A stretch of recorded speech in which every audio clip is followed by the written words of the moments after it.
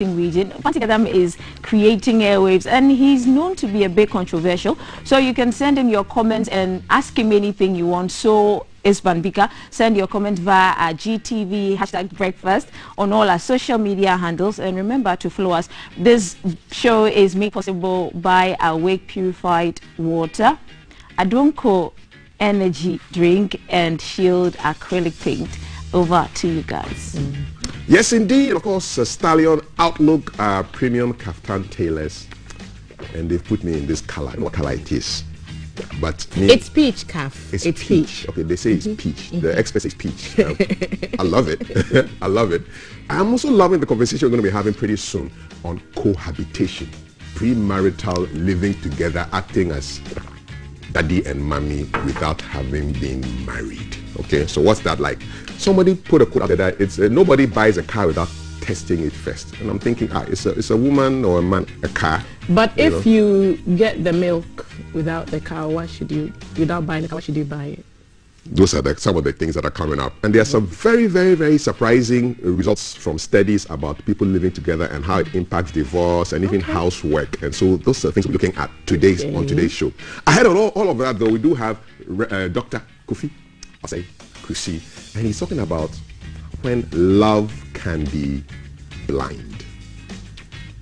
Take a listen. We'll be right back with the trends, the weather, our conversations on tourism and COVID, our headlines, cohabitation, rush hour. Charlie, the breakfast is big. It's like kinky with fish and oysters and dumedo and everything nice. My kind of breakfast. GTV breakfast. Stay with us. Attempt to you.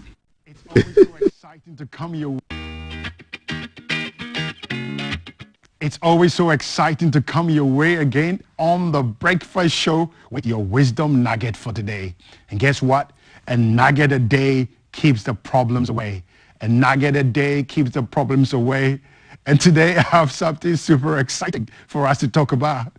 My subject is love is blind. Is love blind?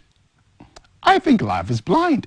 And I think that when we say that love is blind, it's not just a half-truth. I think it's a complete truth. The fact is that love is blind. And I think that love was actually partly designed to be blind, because really thinking about it, if you knew every single thing about the person that you love, I don't think you will ever walk with that person. I mean, if you knew every single thing about your spouse before you got married, I'm sure you never married a person. If you knew all their secrets and all their weaknesses and everything. And so partly love was designed to be blind. And now let's talk about blindness. I run a foundation that spends a lot of time helping and working with visually impaired or blind people. And I can tell you something for a fact, that even though blind people may not be able to see with their physical eyes, all the other senses are super sharp. All the other senses, their ears are sharp, their touch is sharp, their smell is sharp. And so when we say that love is blind, we're saying that, yes, even though there are things you don't see in the person you love because you love the person, you need to wake up all your other senses. You need to ensure that you are not walking into a relationship without your senses. All right? So the fact is that love is blind. And so when you fall in love, don't shut all your other senses. I want to ask you a question. Are your senses awake as you are in love right now? Because the truth is that love is blind. Love makes you blind to the weaknesses, to all the negative spots around the person you are in love with. So if you don't wake up your other senses, what are some of the other senses? Sometimes it is the people who love you who are around you. Because all of us, you know, and I get to counsel people once in a while, and we all deal with different people. And you know, if you have been married for a while or you are slightly old, you know the fact that there are people you see walking together, and you can tell for a fact that these people, it's not work for them. There's something wrong with this relationship. And yet the people in it, they are so blinded to each other that they can't hear anything. What I'm here to tell you is that make sure that the blindness of the love that you find yourself in does not shut all your other senses. So love may be like your eyes, and naturally it may be blind, but make sure that your ears are awake. Make sure that your senses are awake. Make sure that you are still finding ways to check out that relationship that you are in, that it is the right one for you. Because one of the most dangerous things you can ever do is to fall in love with the wrong person. It can destroy your life. It can take a long time to untangle yourself.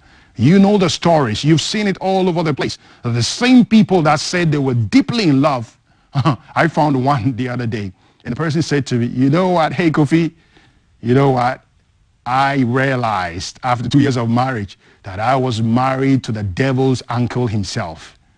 You know what? You know what I liked about that person? The person said to me that, hey, the truth is that all the signs were there at the beginning. I just shut my eyes to it because I really wanted to get married because of age, and today's catch up with me. Are you in love? My question is, make sure that the blindness of love does not shut up all your other senses, because even for blind people, their senses are as sharp as ever. So wake up your senses. Listen to the loved ones around you, the advice they are giving you. Look at the signs. Look at the signals about that love relationship that you find yourself. If it is not the right one, it is better to come out of it sooner than later.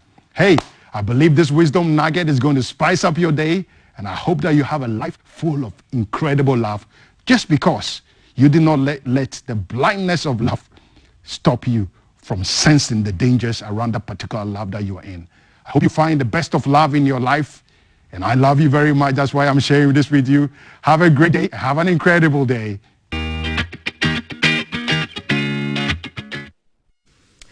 Dr. Kofi Osei Kusi with that motivational word for the day on not letting love blind us to the things that should be red flags for us, more or less. Thank you, Doc, for that word there. Let's get the weather update, and we'll be back with social media trends. We'll be back.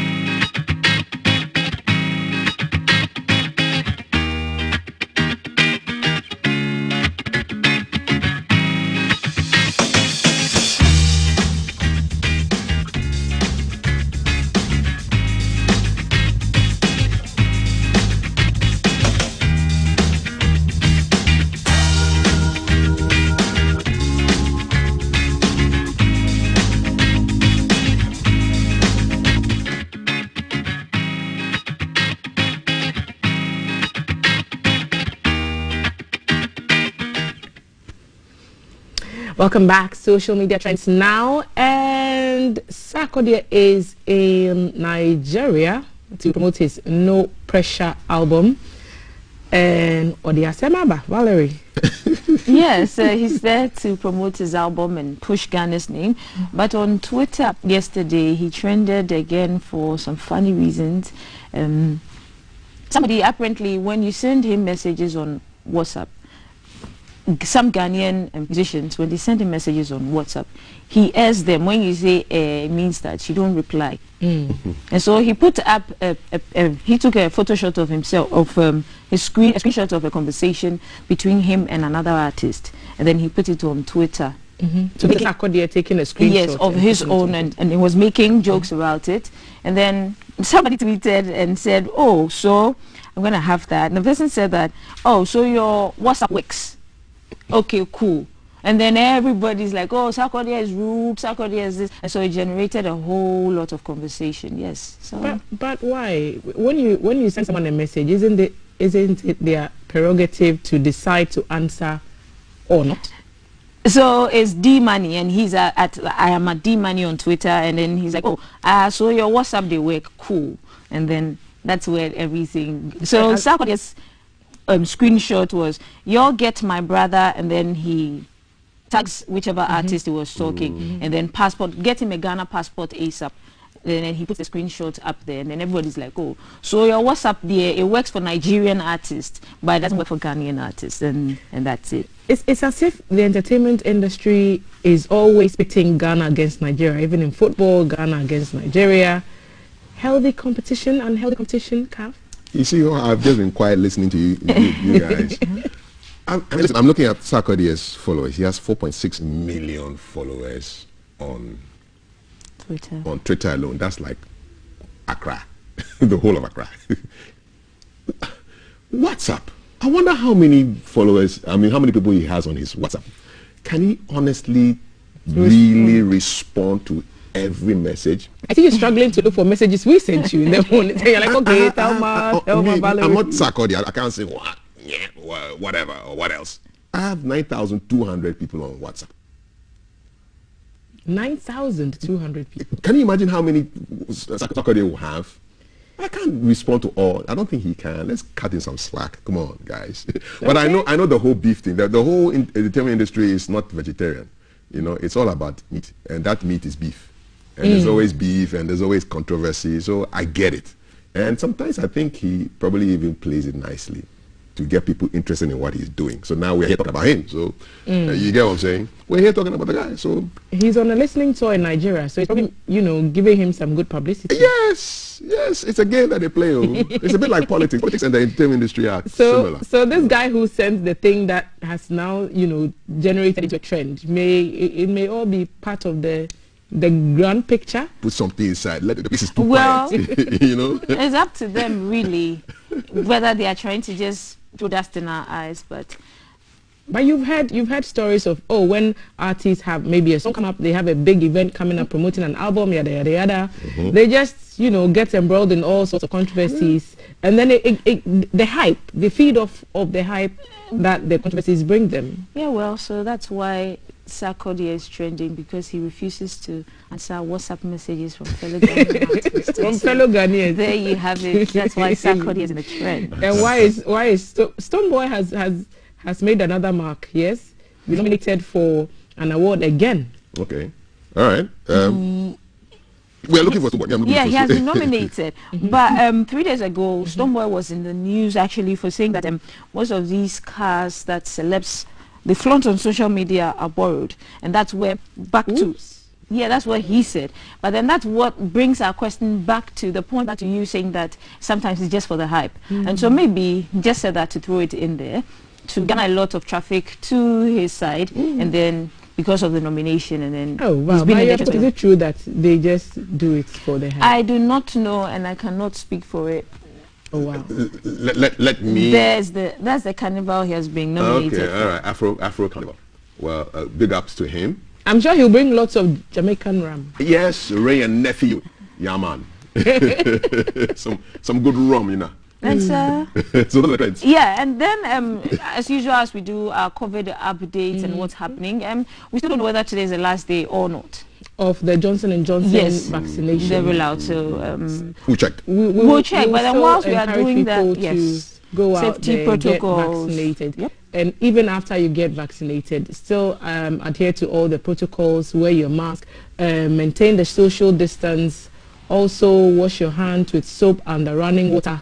And of course, when you find yourself in a place that is not conducive, just leave. Don't be in crowded places, especially when they are enclosed spaces. All this will go a long way to help. I would have said Ballon d'Or was trending, but yours is not on the list. So. Who win? Who did win? I mean, the guys are saying, like you're asking me who I think will win the Ballon d'Or. Like, okay. I hear you. Okay, who do you think will win the Ballon d'Or? Messi. Like, does Manchester United even have a man in the top 3? Why are you bringing Ballon d'Or? Is Manchester United even in the top 3?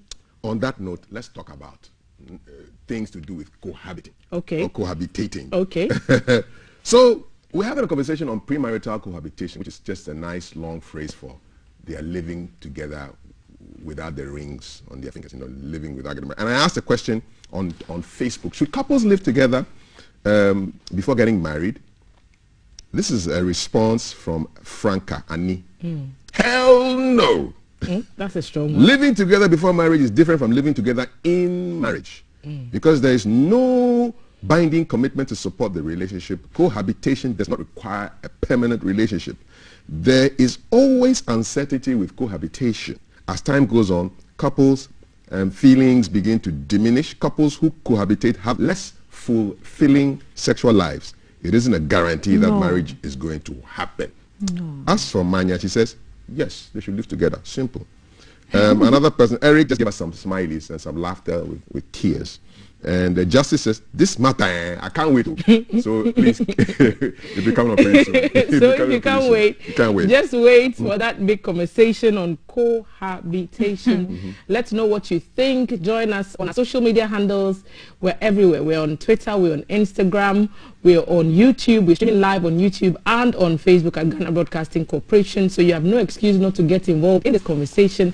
Let's hear your thoughts. Is it time to have a broader conversation on whether couples should be allowed, even by more religious minded persons, to test it out, or should we just stick to what we traditionally know as the acceptable religious way to go about a marriage, and just stay in your mother's house or your father's house? Valerie is like, I don't know why Valerie is like, stay in your mother's house until somebody comes to marry you. I just smile. You're just smiling. Before we go, I'm just thinking, so if the test fails, do you go for another model to test? You I see, mean, but I mean, you do the cohabitation, you live together for 2 years, the thing know they be, then you stop, and then you go for another model like a car. Is that how it works? Yes, but then marriages also fail, so the cohabitation can also fail. So it's a two-edged conversation. Double-edged sword. So marriages can fail, relationships can fail, whether you live together or not, whether you know all the things your person just Franca just talked about in her message. It goes both ways. It's not clear cut. Okay. So there are no guarantees either way. The only guarantee is that God loves us all, and we are all children of God. So yes, this has been Social Media Trends. I know CAF is gearing up to have that conversation. So much more happening on the program today. Fancy Gadam, Van Vicker, of course, cohabitation. I'll be sitting down with two strong ladies on the headlines today. And you don't want to miss our team out and about in Accra, trying to keep an eye on all the issues that need attention. This Friday is the Fun Friday edition of The Breakfast Show on GTV. Follow us, and share, comment as well. We'll be right back. Please do not go away. You don't want to miss this. Studio One, this is The Breakfast Show.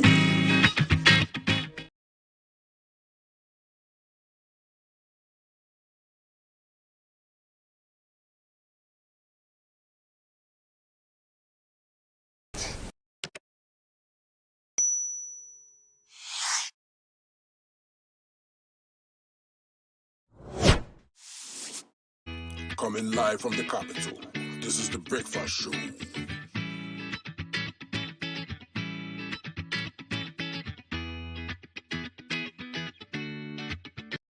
Coming live from the capital, this is The Breakfast Show. Coming live from the capital, this is The Breakfast Show.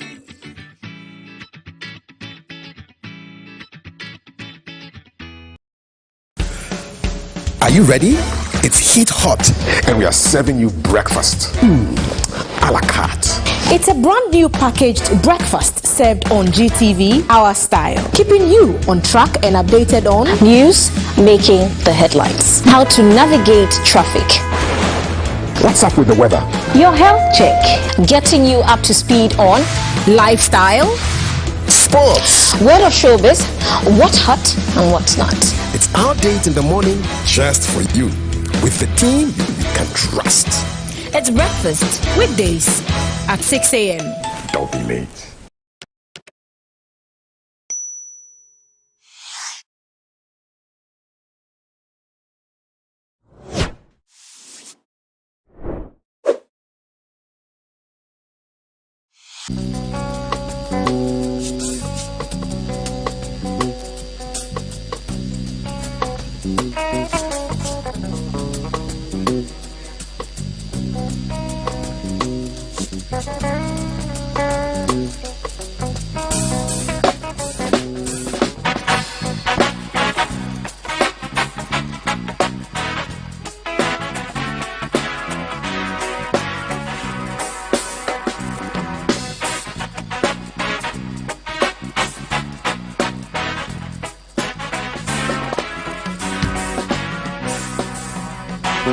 Abundant New Year, Omona, what the phone in the journey better. Omona, I want to phone in a benya family. Abundant New Year, Oh, mona, I want to for in a benya fawuti, abandoned in yeah, oh, abandoned in yeah, oh, mona, I want to for in a journey better. Oh, mona, I want to for in a benya fawuti, abandoned in yeah, oh, mona, I want to for Nina Bena Fauzi, abandoned in yeah, oh.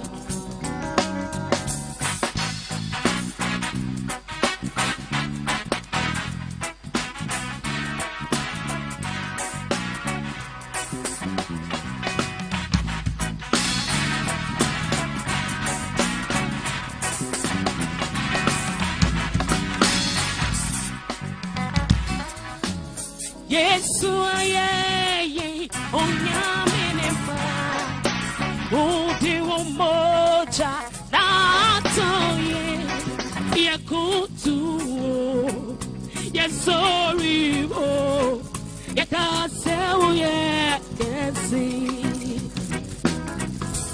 yes, yeah, oh, Yaminema, oh, dear Moja. Local, James, let's keep it local. Boom. At least I give me a face, but I'm not the other type. The single African market. We're talking about.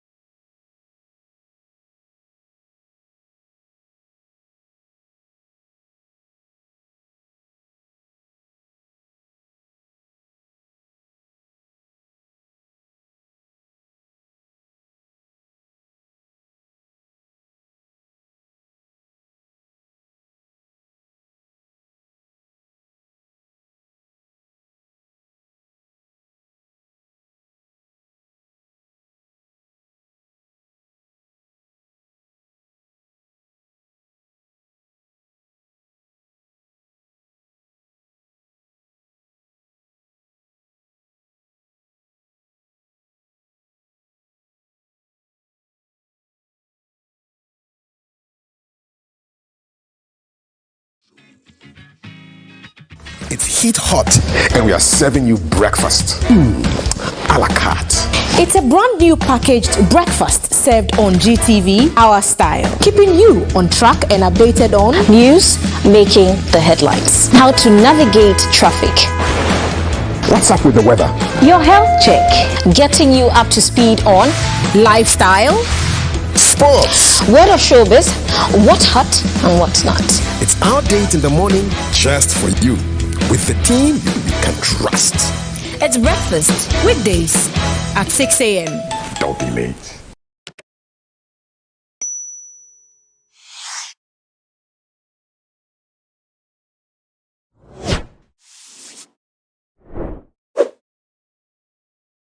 Coming live from the capital. This is the Breakfast Show.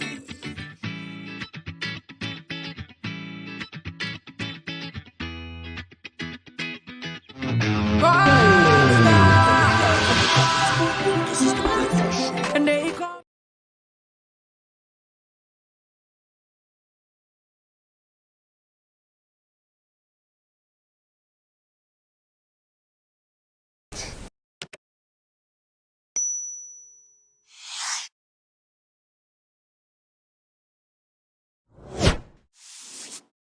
Coming live from the capital. This is the Breakfast Show.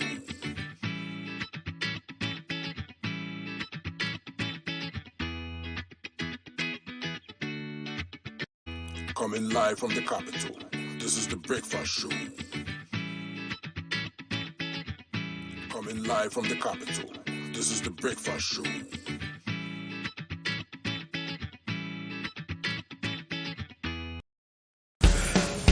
Are you ready? It's heat hot, and we are serving you breakfast. A la carte. It's a brand new packaged breakfast served on GTV, our style, keeping you on track and updated on news, making the headlines, how to navigate traffic, What's up with the weather? your health check, getting you up to speed on lifestyle, Sports. word of showbiz, what's hot and what's not. It's our date in the morning just for you. With the team you can trust. It's breakfast weekdays at 6 a.m. Don't be late.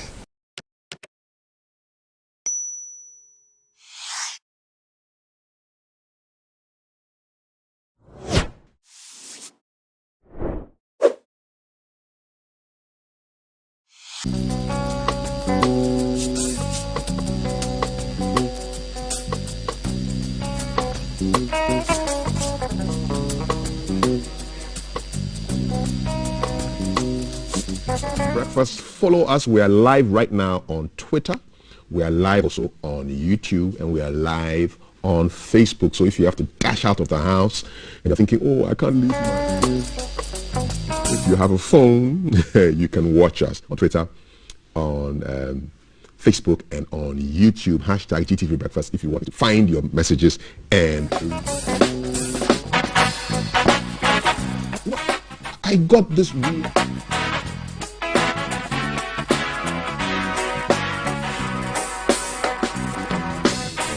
So I asked a question on Facebook. You guys, have you been receiving these calls from these guys? What's the big idea? You guys have come through. Thank you so much. Kwame James says, those calls are coming from our prisons. Really? Asiedu says, I wonder how they get our numbers. It's very common with a particular network. He didn't name the network. Justice Mauli says, that same person who gives you 40-45 will call me and give me 22-33. And it goes on, and at least one person will win and then give them something. Okay, so it's some kind of playing the odds. I don't know how to get my number, though. And, it's crazy. You get those calls, those Lotto calls. I'd really like to hear from you on that. Enough of strange Lotto calls from prison or wherever with whatever network. Let's talk about tourism, and let's talk about COVID. Because, you know, tourism has become a leading economic sector, contributing a greater percentage to not just Ghana's GDP, but the world's GDP. Although the COVID pandemic is affecting varieties of industries, it continues to be something that is affecting tourism disproportionately. Activities in the tourism sector were among the first to cease as countries had to reorient their focus on preventing this virus from spreading. I'm joined right now by international tourism consultant Dr. Nana Banredu to throw more light about a conference that is bringing tourism and COVID together. Doc, good morning. Good to see you again. Good morning, and I'm glad to be here. I'm happy to see you. So before we talk about the conference, you were the founding regional head of the United Nations World Tourism Organization. What was that like? I was. It was very difficult. You know, you cannot head an African region without you yourself coming in with certain qualities that fit in. And at that time, knowing what Africa is about, they wanted somebody not only with skills in that field, but also with kind of linguistic backgrounds to reflect that. What's your linguistic background? And I have English. In fact, I have Fanti too. Okay, yes. But I have French, I have Spanish, and I have a working knowledge of Portuguese. Obrigado. Okay, I say working knowledge of Portuguese because I speak French and Spanish, just probably like I will speak my Fanti. Exactly, so they're kind of okay, so there. Immediately, the person they were looking for was found in me. And that's how it started. I was then with the UNDP, and the UNDP then sent me off to the United Nations World Tourism Organization. Okay. And I founded it, so I had to found the office, establish it, and then after 2 years, go on to other pastures. And that's what I did. What's your greatest achievement? My greatest achievement is that I made Africa aware that tourism, the hospitality industry, is one of the bases for which Africa can derive a lot of income and benefits with less effort. Let's talk about tourism. Is it in crisis? We definitely are in crisis. If anybody will just say that we are not in crisis, then that person doesn't know what they are talking about. Tourism is interactivity. It comes together with human beings. You are all coming together, reacting, and you see it in the restaurants, attraction sites, dancing. Almost all what happens with tourism does not happen without human relations or relations with nature. So when COVID struck out and it was said, do not relate to your other friend, sit down at a distance, we were lost. Because you go to a restaurant with partners. You go to nightclubs with partners.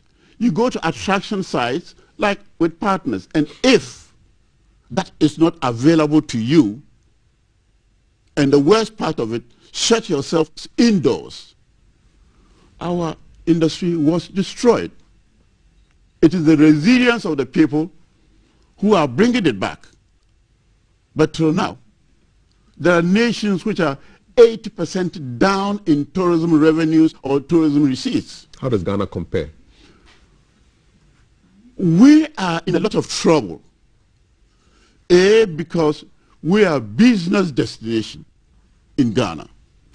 If you are a business destination and the other countries are not allowing their people to come in to do business with you, it means our big hotels, Kempinski and others, Movenpick, all those guys, you know, the rooms are empty. And the worst part of it is that not only are people not coming in, but it increases the expenditures you will have to go into if you have to reopen. Expenditures in terms of sanitization of the environment, expenditures in terms of education of the people as to the new way of doing things, education in the sense of your equipment itself being reorganized and repositioned for tourism. So we are in a lot of trouble. Are we out of the woods yet? I have been lost in forest through my tourism, sometimes for 4 hours, sometimes for 3 hours. We are not there yet. We are not there yet. We are lucky in Ghana because the tropical climate, the temperatures here give us a lot of hope. How do you mean? Well, you know, the high temperatures do not seem to favor COVID knocking on our doors. It does not. You can see it in many places. And the warning here is that, yes, Europe, other countries which have summer, enjoy the privileges of summer. Because when you are going to winter, the cool weather, shutting yourselves in, and whatnot, then the COVID has a way of traveling to people. I am not a doctor, but at least that's what we in the hospitality industry are living with. That because of the cool temperatures, people have crisis. Everywhere in the United States, everywhere in Europe, they are warning them that there is an increase. Here, yes, there is an increase because of our stubbornness and our indiscipline to obey what the medical field is telling us. Ghanaians are stubborn and indisciplined. Well, you know, we seem to have inherited it from somewhere. I don't know. But that is what is happening. Otherwise, we are a little bit more favored than others because of our hot temperatures and whatnot. But it does not mean that if you loosen your guards, you're not going to have it. Because, of course, in Brazil and India, we've seen COVID rampage. You look at what is happening in India. Those are warm countries as well. Yes, they are warm countries as well. So if you want to steer your way on the side of caution, then probably that's the best. Which countries are recovering as far as tourism is concerned, and what can Ghana learn from them? You see, it's a very difficult question. Many countries derive their revenues from tourism. And so many are rushing to open. Airlines are rushing to connect. Because it's what makes their economies. Some economies were down 78%. You see, those are dangerous. So what I will say here is that, yes, you know, we're working on the path of recovery. But there are many countries which are not making it, and Ghana has to tread cautiously to get to wherever we want to get to get a benefit. But definitely the investors, and you know, Ghana was very happy, very, very well positioned 2019 to pick it up. And then COVID struck. Yes, we had ordered aircrafts. Our Terminal 3 was really on the roll with world image. Then all of a sudden, this Brahabobumi comes in and destroys all the part that, you know, the leadership of the country was making. I've seen that the Ministry of Tourism has launched a domestic and regional drive to encourage Ghanaians to visit tourist attractions. What do you make of that? I know all the 10, those days I knew all the 10 regions of Ghana. Now we have 16. 16. And I knew the borders of Ghana. I've traveled from, you know, when you go to Hamile in the Upper West, just 2 steps away is another Hamile in the Francophone country.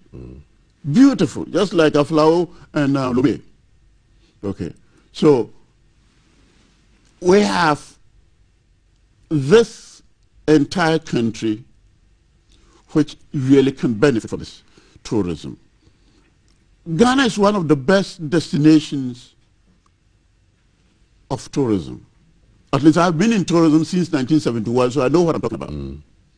Okay, and so, yes, as things get a little eased up, as industry starts picking up, and as hotels start repositioning for the end of COVID and others, I'm sure that we will be doing well. Okay, I'm going to jump into the conference momentarily, but I want to find out from you, with our attraction sites in Ghana, what would you recommend as far as making them more friendly for people to visit?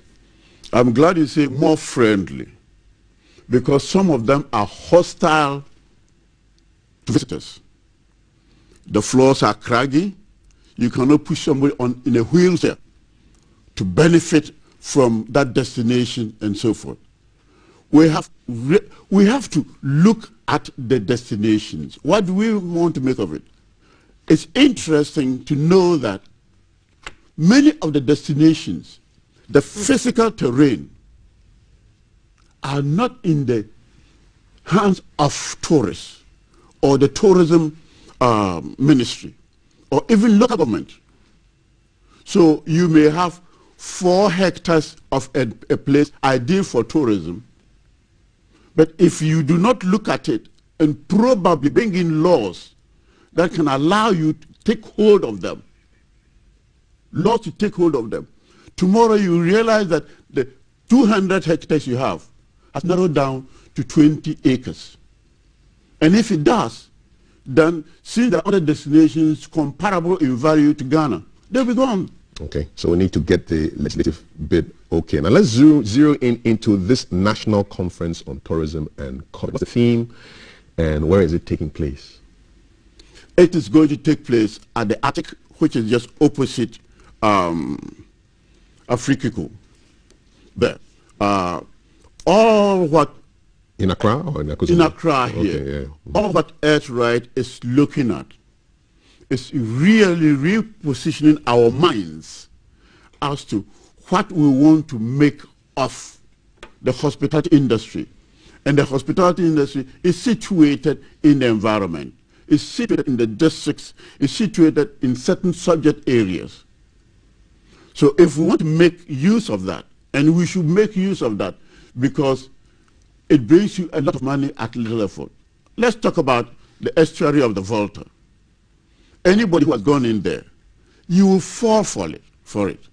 The ocean, strong waves, beating onto the calm Volta River, entering the sea, and then all the activities that are going on there. An incredible place. But at the same time, if you go in there, you see a whole lot of debris washed from the various metropolitan areas to the estuary. It's ugly. It's an eyesore. Many of our destiny attraction areas, whatever is there is not beautiful. Early July, we hear about the Ankobra coming back to normal. Ankobra is, if you go to the Ankobra and you see the Ankobra entering the estuary, the sea, at Sanuma, very, very beautiful, green, beautiful water. Now the whole water is red. Obviously, the biodiversity in there is going through a problem. Mm-hmm. So you'll be discussing some of these things during the conference? We'll be discussing the environment on the hospitality industry. Okay. We'll be discussing the COVID. We'll be discussing all those pullbacks that do not make the hospitality industry work to the benefit of the people who want to enjoy it and to the nations which want to derive economic benefits from it. So it's happening at the Attic in here in Accra, opposite Afrikiko. That's right. What day, what time, main speakers? We're going in on the 25th. Of August? Yes, okay. Of this month, just next week. Next Wednesday. Okay, and we have excellent people who are going to lead the discussion. People who are in the industry, people who are with UNEP, people who are with academia, because we want to make sure that this subject, which cuts across lines and disciplines, is brought to the fore for the people to realize where the benefits are. Because if you know that there are benefits from anything you want doing, then you are motivated, you are encouraged to do it. Okay, so it's a national conference on tourism and COVID happening on the 25th of August yes. In the morning, I believe. It's in a one-day the morning, event. It's about the whole day. It's a whole day, starting from 9 o'clock. That's right. Okay, and finally, you know, in other countries, the governments have been providing financial support to players in the industry in terms of soft loans, direct or indirect financial support. Is this the same situation in Ghana? Is the government helping? The government, I must give the government credit, when it happened, they jumped to the front and started to do something about 660 million Ghana cedis, the head of state, put at the disposal of the industry because of the strong belief the head of state has in it. There have been others, but it has not been enough. You want more? Like yes, you should get more because when we started, I talked about how to get it ready. Indeed. And it's not there. So you need more, and hopefully on the 25th of August 2021 at the Attic here in Accra, a full-day conference on National Conference on Tourism and COVID. You'll meet Dr. Nana Ba-Redu, International Tourism Consultant, with speakers to talk about issues that are germane to the industry. Any last comments you want to make? Oh, yes. I want people to tune in, those who cannot be there, you know, physically because of the COVID, to tune in and hear these people who have a little bit more knowledge than they have to participate in it, benefit from it, so that all in all, we can take it forward. Okay. Taking it forward, Dr. Nana Ba-Redu, thank you so much. It's a pleasure. Thank you. And I wish you the best with your conference. Come in and listen to some wisdom and take it away. That's a promise. I'll be there, God willing. Okay, hashtag GTV Breakfast brought to you by Awake Purified Drinking Water, Shield Acrylic Paint, and Adonko Next Level Energy Drink, and Stallion Outlook Premier Kaftan Tailors. Still to come, we are doing lots of rush hour conversations on the Accra High Street and at Michelle Camp. We'll be keeping an eye at the Choco Landing Beach. I think they have the best kinky in Accra at Choco. Can you confirm that for me? And of course, headlines with Thelma and her all-female cast on the Fun Friday edition of our show. There's a conversation on cohabitation, shacking up before you get married. What do you think about that? And then Fancy Gadam and Van Vika are here. It's a big buffet breakfast, and it's only right here on GTV Breakfast. Back in a moment.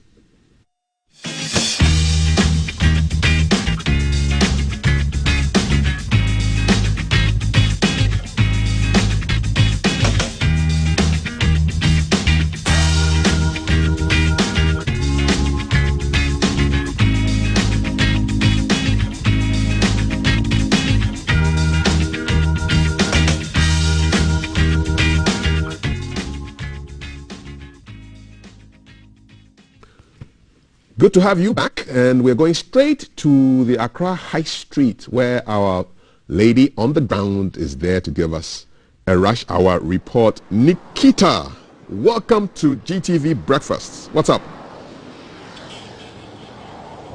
Okay.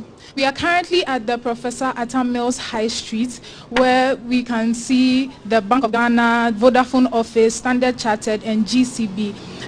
Commuters are coming from Dansuman, Choko, heading towards Osu, Accra Central, Labadi, and the traffic is flowing quite well, as you can see. Although usually this is a very big spot for traffic, there's currently free-flowing traffic over here. The traffic lights here are not working. In fact, the traffic stand is there, but the traffic lights have been removed from it because it doesn't work. It hasn't worked for a very long time. There's a zebra crossing for pedestrians, but pedestrians usually have difficulty passing through because of the lack of control when cars are passing. There's another traffic light in front ahead of us at Accra Central.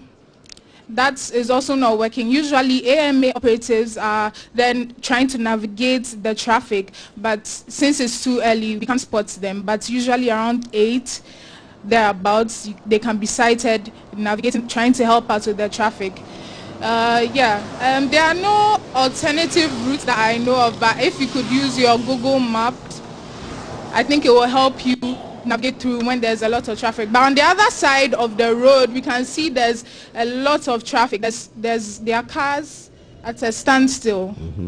Yes. Okay. So, well, thank you very much. That's us from the Professor Atta Mills. High Street. Thank you. Back to studio. Thank you very much. I've taken it back right here. Nikita, thank you so much on the Professor Atta Mills High Street, giving us a sense of what the traffic situation is. We will get more reports.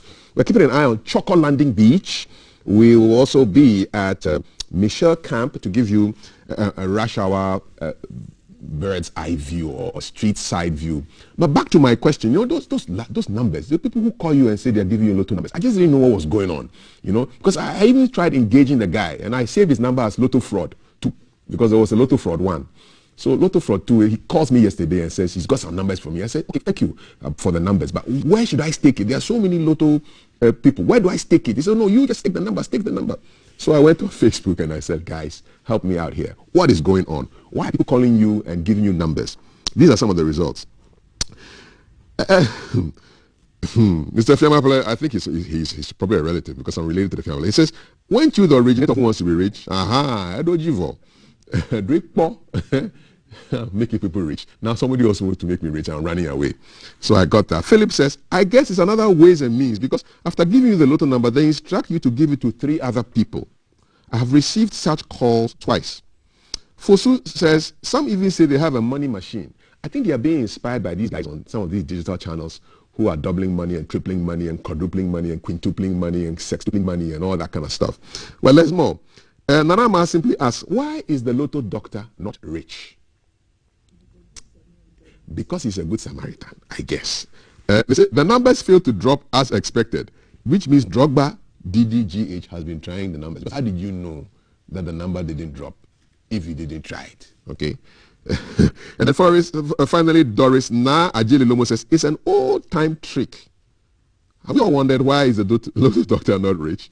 Yeah, those are some of the responses I've gotten from you who are helping me to check out what's going on with these little numbers. Cohabitation is a big conversation today on the show. I asked the question, should couples live together before getting married? And a couple of results have come through. Irejua says, yes, to know each other better. So, but I'm thinking, okay, how long? How long is the knowing each other? Is it a month, a year, 2 years? And if you don't like what you are feeling or seeing, do you drop it and go for another one again? How does it work? Luckily, our guests, Kweku Edumata and Nanaya Osu Prempeh, both counselors and relationship experts, will be going through that and giving you answers. We're going to be getting your calls as well, and hashtag GTV Breakfast if you want to be involved. Coming up is a conversation on the headlines pretty soon, and our guests, Ellen Amadaku, member of the MPP's communication team, and Nanaya Jantua, General Secretary of the Convention People's Party, will be engaging Thelma for the stories in the headlines. Don't go anywhere. This is hashtag GTV Breakfast. It's heat hot, and we are serving you breakfast. A la carte.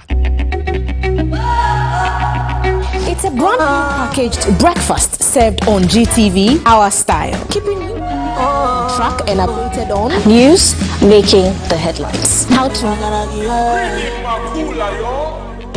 12 a.m. in the morning, I still wait for your call. traffic.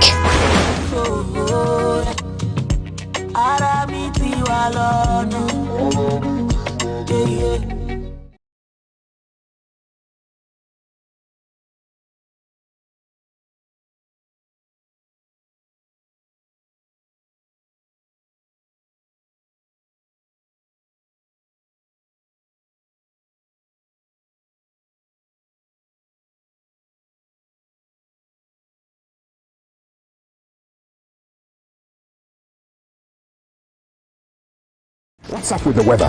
Your health check, getting you up to speed on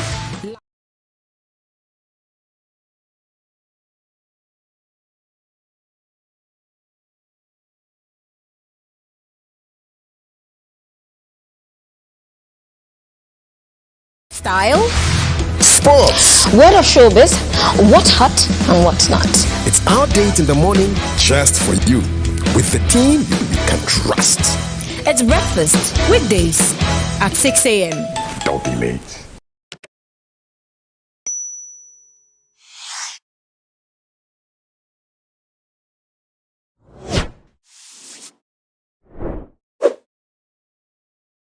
Coming live from the capital, this is the Breakfast Show.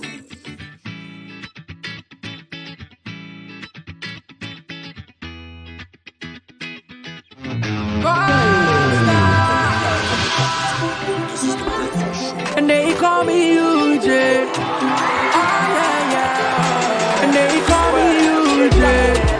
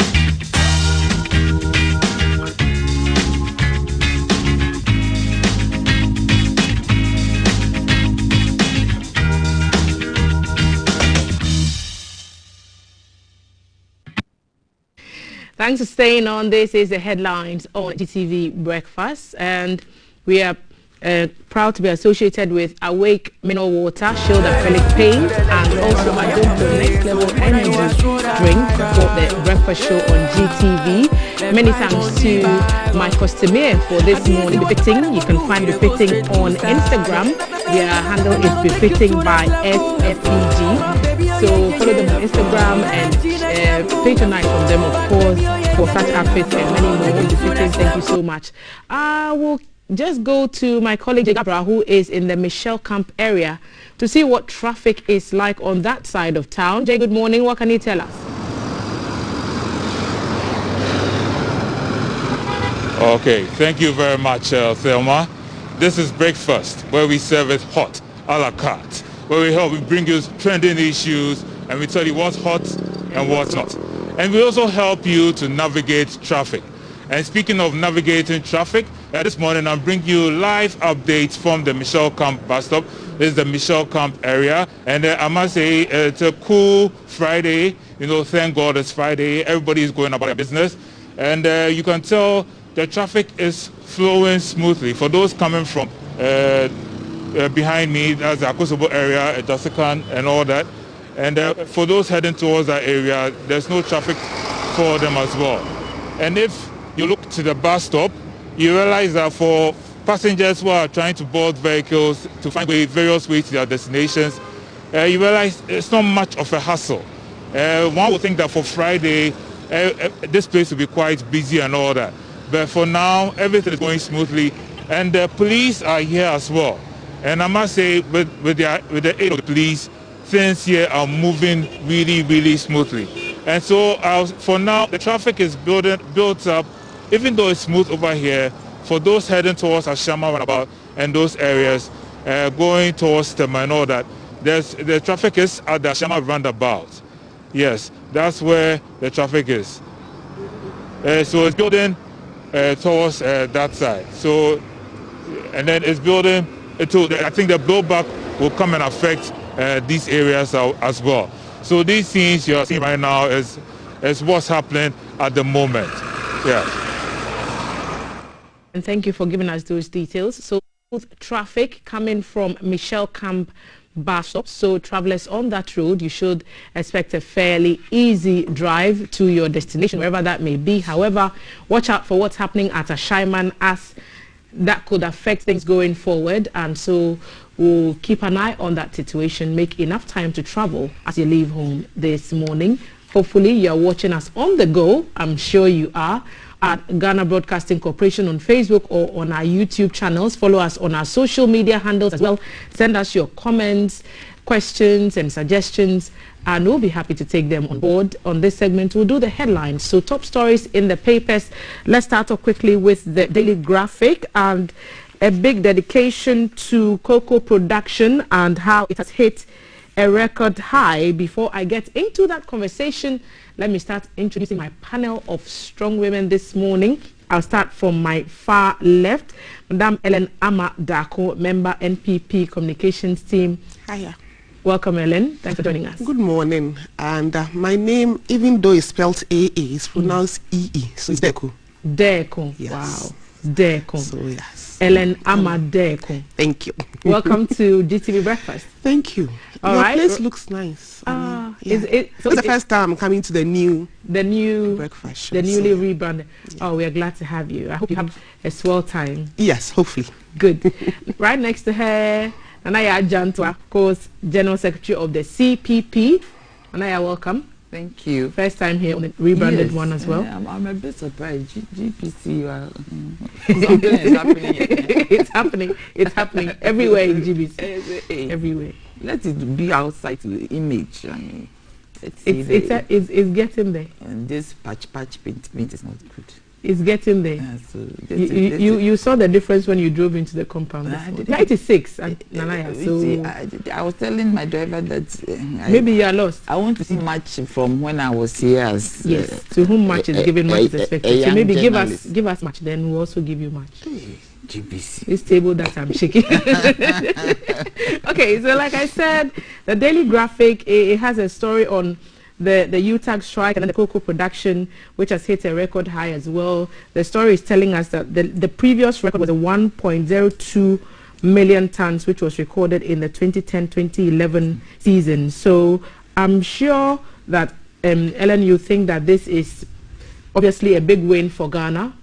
Yes, definitely. Let me send my felicitations and greetings to all your viewers.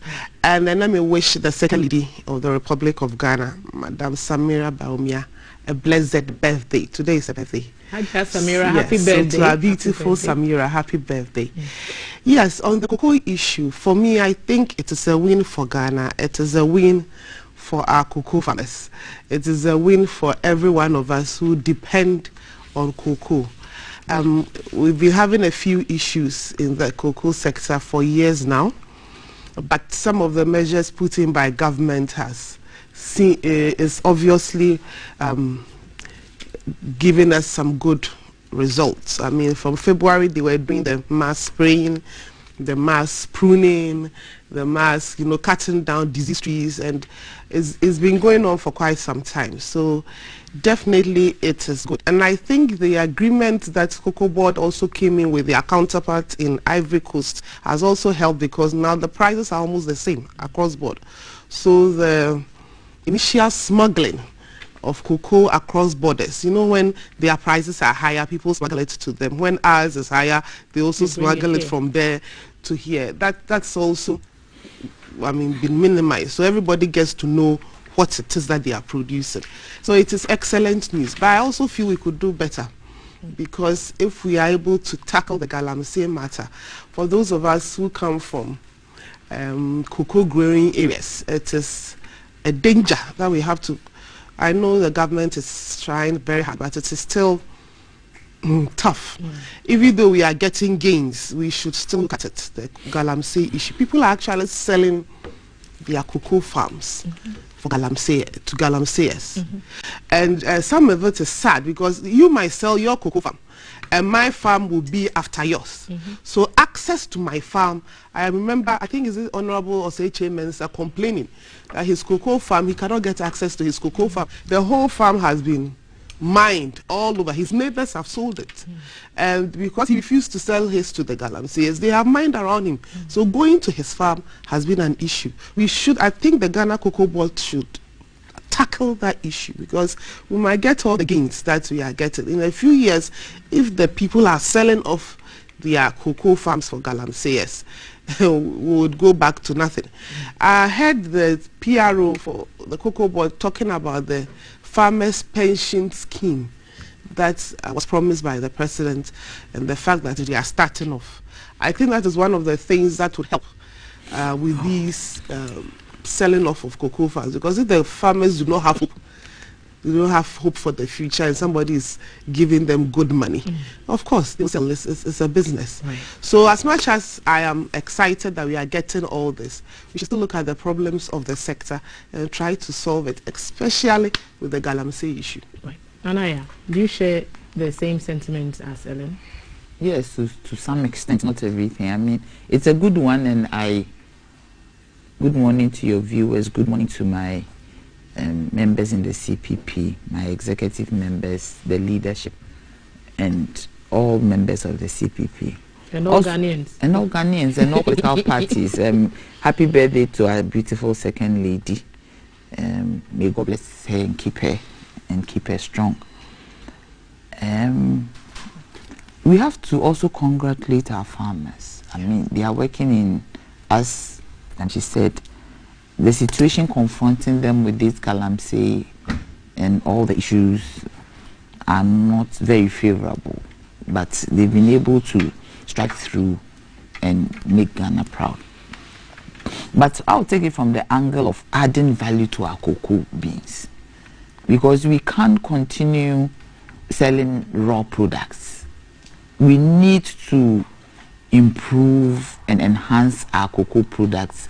The cocoa processing company, they should try and retool them and give them the equipment that they need, that they can produce to export, so that our cocoa will have some value to it that will bring us some foreign exchange.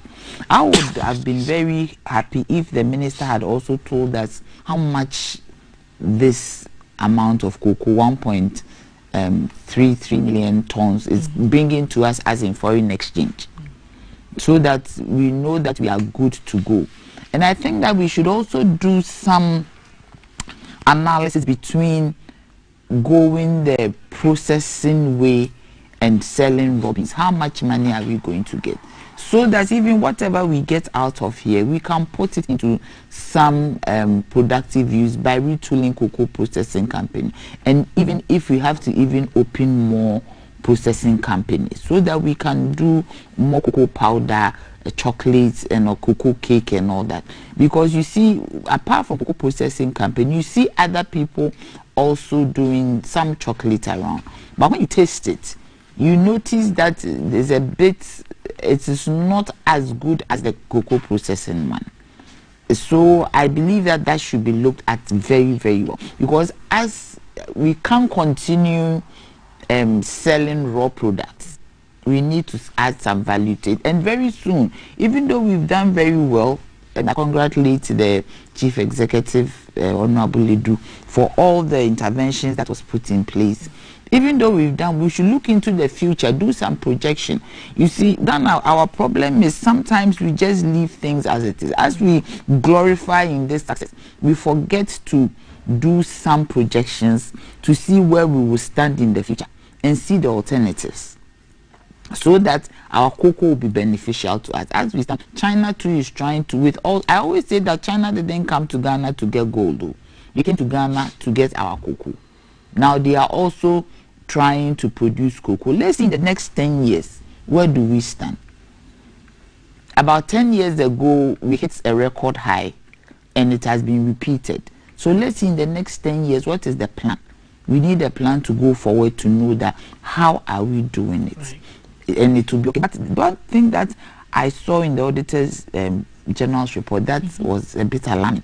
23.9 million worth of fertilizer going waste. I'll come to the fertilizer issue, and it's actually something of big concern. Our correspondents in the upper regions have always been complaining that truckloads of fertilizers do get to cross the borders, and what we can do to bring that situation under control. Some disturbing news we are receiving from Choco. So in Accra, so upwards of the Kole Lagoon towards Mamprobi, so we are saying, our correspondent Daryl is telling us there's been an accident and one person has died. Daryl, what more can you tell us?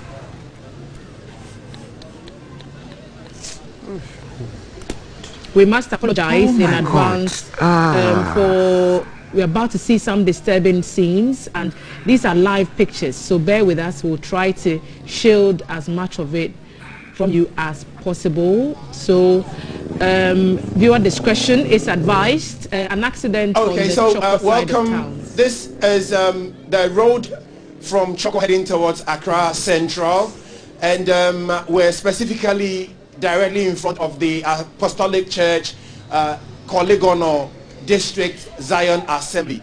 On this stretch of road lay a dead body. We actually engaged members who were standing around and waiting on the police and the authorities to come and take the body away or convey the body to either the morgue or any where it would be taken to.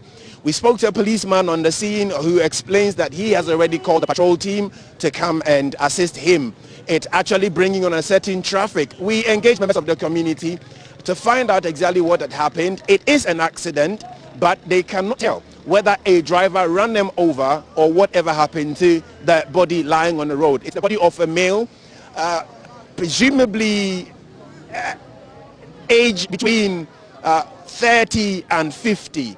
And they explain it's been lying there for some time now. I can see, or I have seen blood coming out from the back of the head, which suggests that it may have happened out of the fall or may have happened as a result of the knockdown. Indeed, anyone we speak to would say, I don't know. I came up here and the body was lying there. I've spoken to about 5 people and none of them could tell me exactly what happened. But the look of the body suggests a certain knockdown.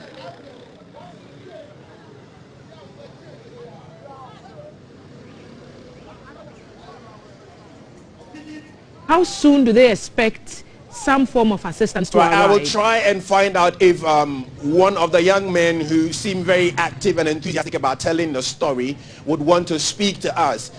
He has not given us his name yet, but I'll try and find out if he would want to speak to us. He would be speaking in Ga. Let me find out from him. Numo, o find o chohin o riake obanina le. She ale no yedi. Muku e hani ole noni poteni nyeba. Iwo bi ane miniji no ni nye susu alo nye adwan ake ni nale. O lini ni nale. O lebi no wo ba bia wo bana. Ake shi kan bi. Iwo nye te mo kunja police alo police nyu enhu ni ibani na nye. Ehu ni ibani na nye. Okay. Thank you very much. Well, the guys are saying they don't know exactly what happened to him. They found it lying on the street. The policeman happened to be passing by and saw it on the street, and so stopped by, and then he signaled the patrol team to make their way here and help him try and convey the body either to the morgue or to a nearby place for keeping until family or relatives are found for this body laying on the street. Thank you, Daryl. So we were just now in Choco, just a few meters from the Jamestown Lighthouse, so very close to Lavender Hill from what I could tell in those visuals. The body of an unidentified male aged approximately between 30 and 50 has been found by the side of the road, and residents do not know how he came to be there, whether he suffered an accident from a vehicle or something else happened to him. They are not able to tell. They're calling on emergency services to respond urgently and remove the young man who is deceased now from the road. Our sincere apologies if you found some of those visuals rather disturbing. It's the nature of live news. Sometimes you cannot fully control some of these things. We apologize sincerely if it put a dent in your morning, and we call on officials who are in charge to get to the scene and remove the brother from the road. Thank you, Daryl, for that report. Back in the studio, I'm still doing headlines. We are analyzing what's in the newspapers this morning. And Madam Ellen Amadeko, member of the NPP communication team, and Madam Nanaya Janto, General Secretary of the CPP, are here with me. We are looking at the gains made in the cocoa sector and the fact that we have more than 1 million tons once again, after we achieved that feat the last time about 10 years ago. This year we've achieved it again with even a few more weeks to go to the end of the cocoa season. What does that mean for cocoa farmers? And that conversation has already begun. And Nanaya, before we went to that breaking story, you were talking about fertilizers and the fact that the Auditor General's report mentioned that some of them had gone to waste. I just want to add to that point that our correspondents have also found that they are being smuggled. So apart from the point Ellen made about smuggling of the cocoa beans themselves across the border, the fertilizer that is also being used to help the cocoa become healthier, grow better and all that is also being smuggled. Let me pick Ellen's thoughts on this quickly. What's been done on this fertilizer issue? Because some have gone to waste. The Auditor General is not happy, so that's just like money going down the drain, and some are crossing the borders. Sometimes we are told by our correspondents in the full glare of security officials. Well, it's obvious that there's a whole syndicate of what smugglers involved in this whole matter. It will be difficult for me to sit here and explain exactly who are involved in it, but definitely it's not just the fertilizer meant for cocoa. The fertilizer and other inputs meant for the the Ministry of Agric's flagship program, planting for food and jobs. I mean, seedlings, fertilizers, weedicides. A lot of it are smuggled out of Ghana. I lived in the Bono area for the past 4 years. So I lived in Wenchi, Sampa, I've worked all over. So you see these things going over. For me as a lay person, it is difficult to know whether it is smuggling or there's actual trading. but it is obvious that things are going over the border. It will be difficult for us to sit in Accra here. What is happening with our immigration officers? What's happening with our Greek extension officers? What's happening with our agric?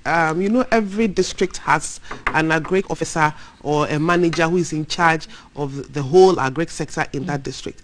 I have a finicky feeling that they are conniving with these people. Some of them, I can't say all of them, some of them are conniving with these people to get these things out. And it is the responsibility of all of us to, especially those of us who live along the borders, to bring these things out.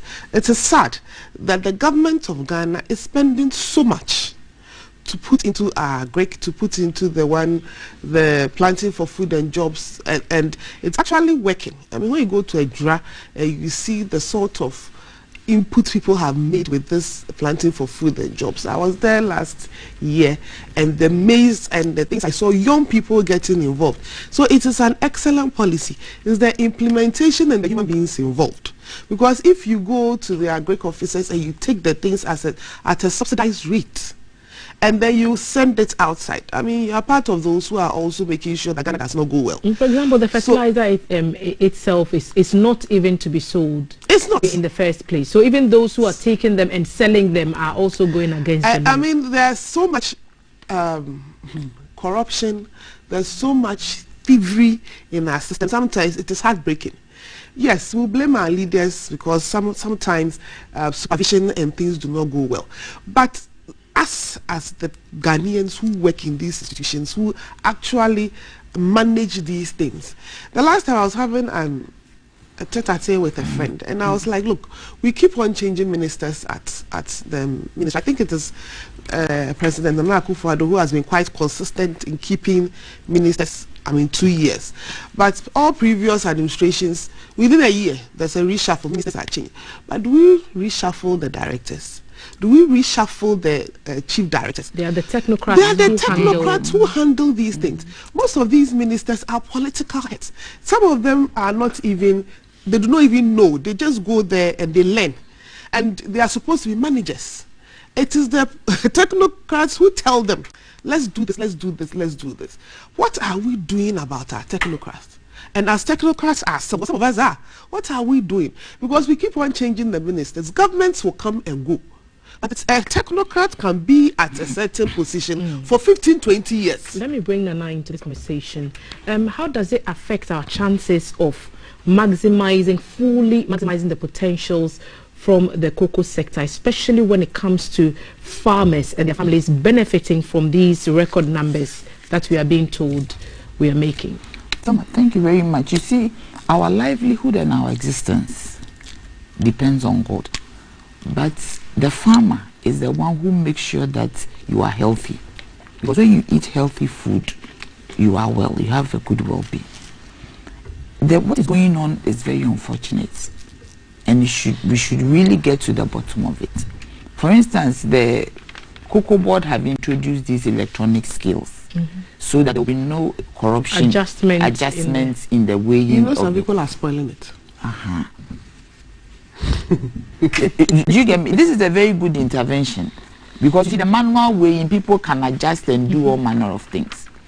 The fertilizers, I mean, we also have porous borders. There's a place in Lome, Togo. When you stand there or you walk through, you can get straight into a flower without going through any border. And people pass through that route in the night. But it's same for other border towns across the country, even non-border towns. I'm just telling you the one I know that I passed through, just to be sure. So we have porous borders and we need to strengthen our borders. And in whichever way, when it comes to security, even our own security, we need to look at these porous borders. And I am wondering if somebody who is not a customs officer is aware of these porous borders. What is the head of customs doing? The head of immigration doing? And I know they know about these porous borders. I also remember that when I was a young girl, during the PNDC days, they used to give yellow corn and all that. There was a stamp on it to do not to be sold.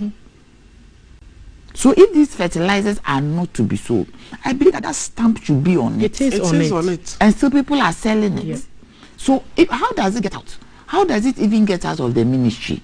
Or which warehouse? So who carries it? To the best of my knowledge, I presume that allocations are made for maybe regions, districts, municipal assemblies, so and then distributions are made on those bases. And so to the technocrats. They should go to a certain group of people, and yet they end up and the politicians too.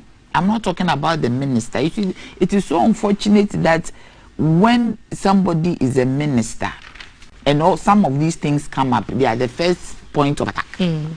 But we have the district assemblies, you have the DCs, they are down there. Some of these allocations leave the central point and go to the decentralized point for distribution. So how does it go out?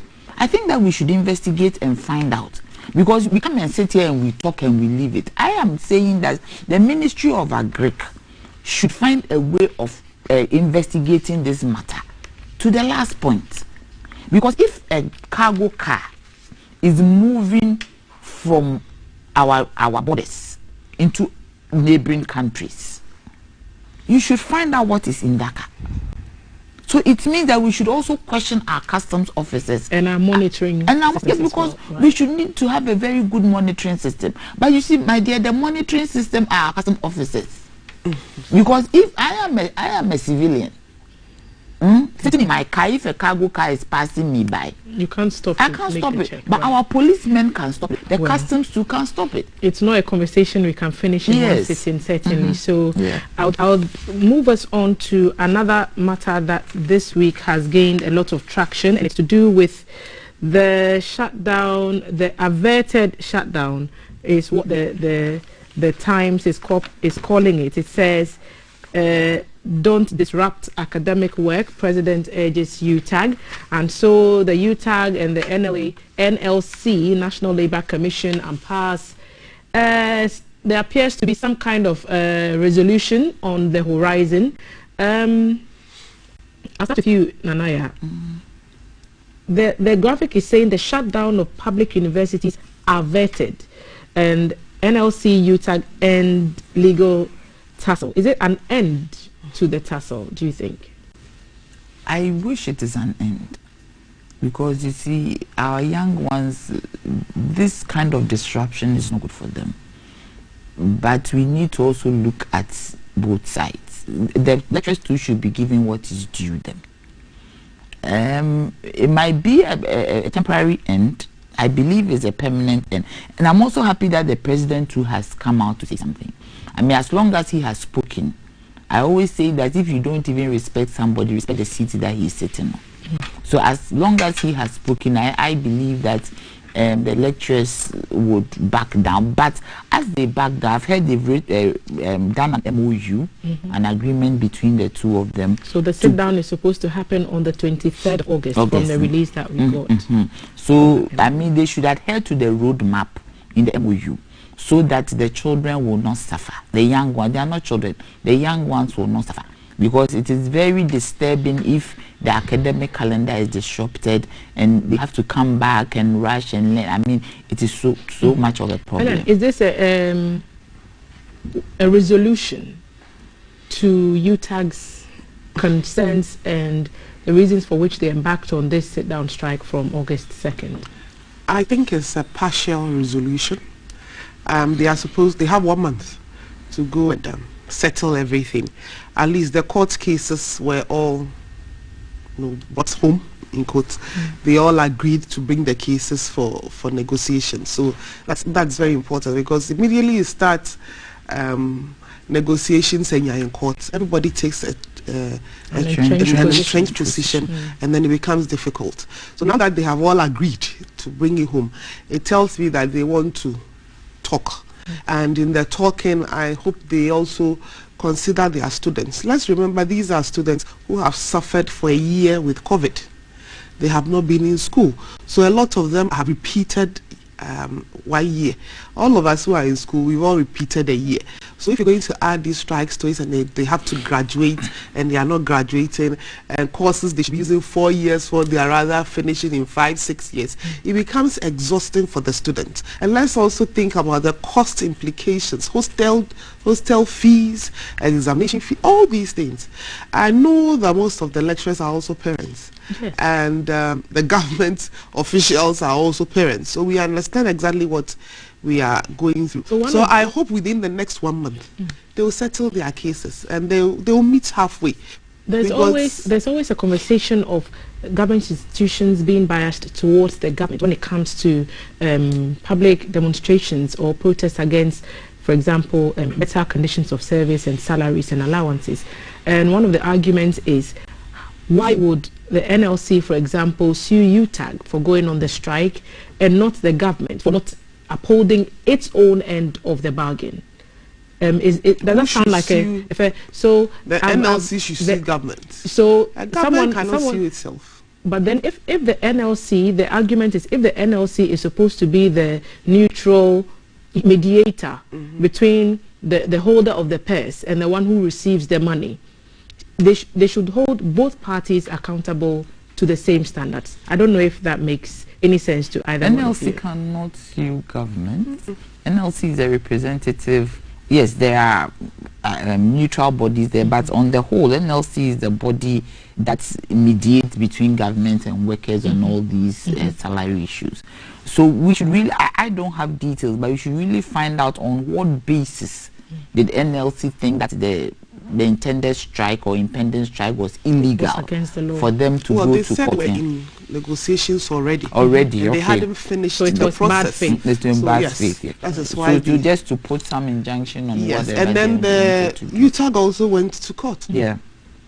But then they were the ones who were making the demands in the first place, and so they felt they had shortchanged. I just want to be the voice of the two sides on the matter. At the end of all this is pocket money, cash, salary. You see, cash, survival.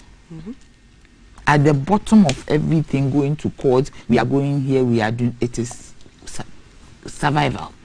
So I believe that government should look at it in a very dispassionate manner and make sure that whatever, even if government is unable to give everything, they should try and meet them halfway. You get me? Because if nothing is done, they will still go back and do whatever they want to do. So we should all see this thing as survival. We shouldn't quite watch it as if it's something that is out of the moon. It is survival. Right. And I think it should be looked at. There's another issue on the front page of the Ghanaian Times with regards to the Constitution Review Commission, and is that one right here? Government rejects implementation of CRC recommendations. And the story captured on page 17 of the Ghanaian Times is saying President Nana Addo Dankwa Akufo-Addo has stated that his administration has no interest in implementing the recommendations of the Constitutional Review Commission because the process of reviewing the Constitution is flawed, and that's in quotation marks. I'll pick your thoughts on that, Ellen. No intention, no interest in implementing the recommendations of the Constitutional Review Commission. Why is it flawed?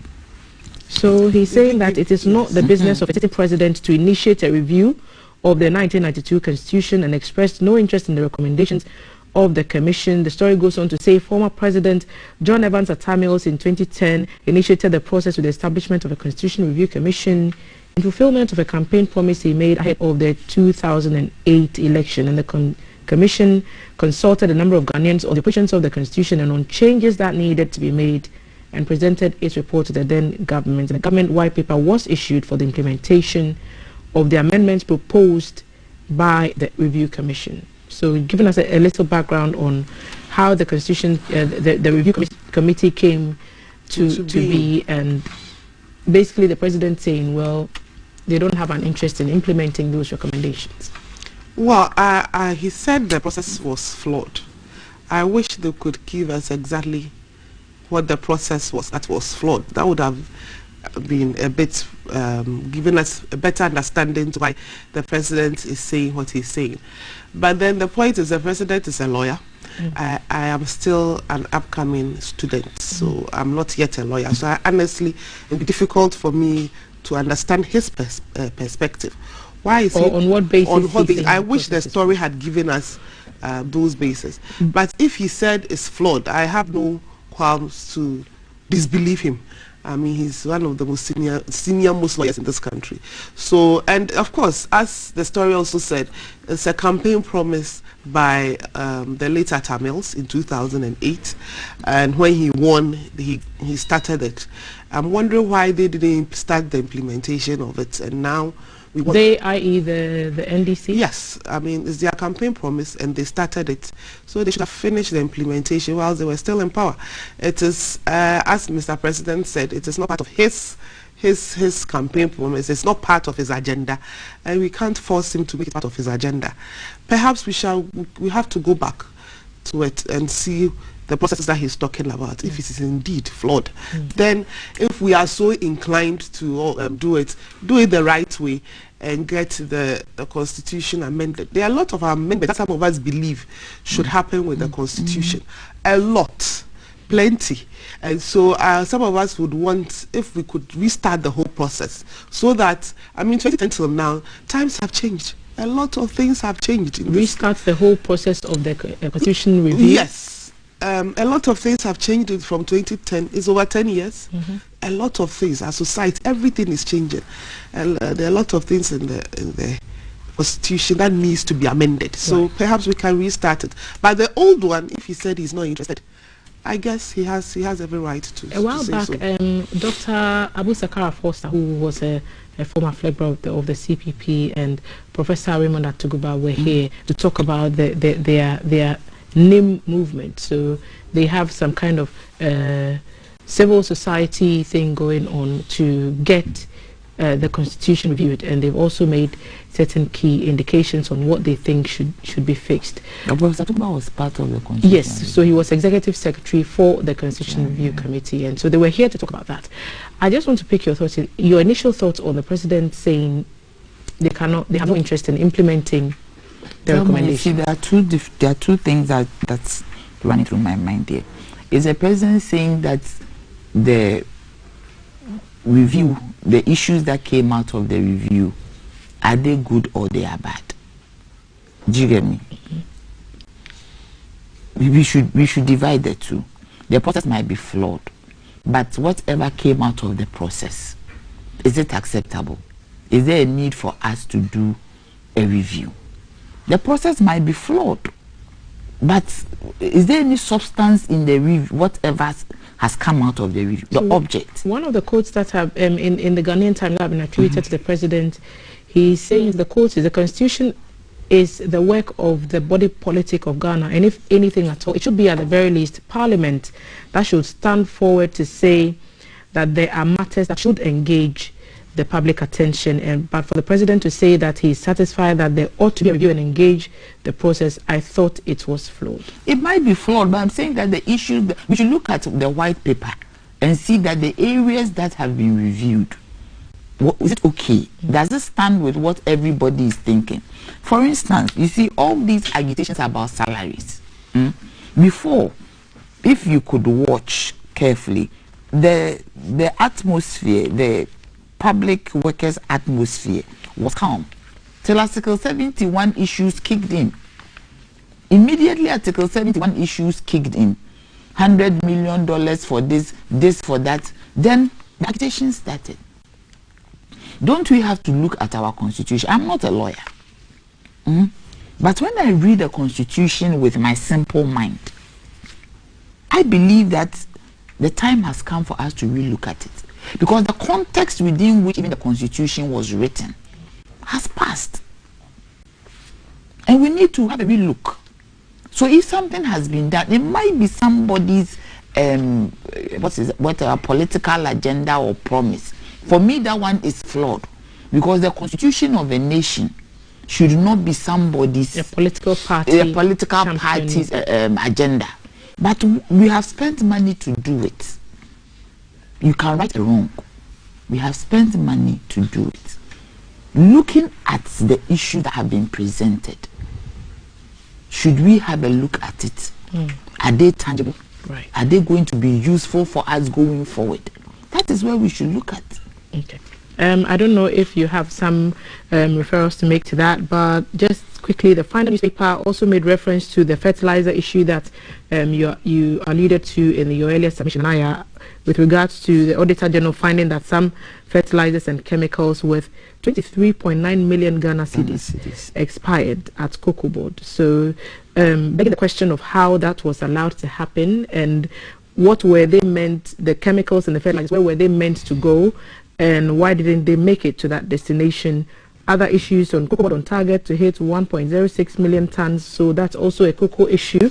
I'll just want to pick your thoughts. I don't know if you would want to. Maybe I'll give you a quick bite on the kissing priest matter. We have to talk about it. Okay. So we've had cause to discuss this quite extensively on the show.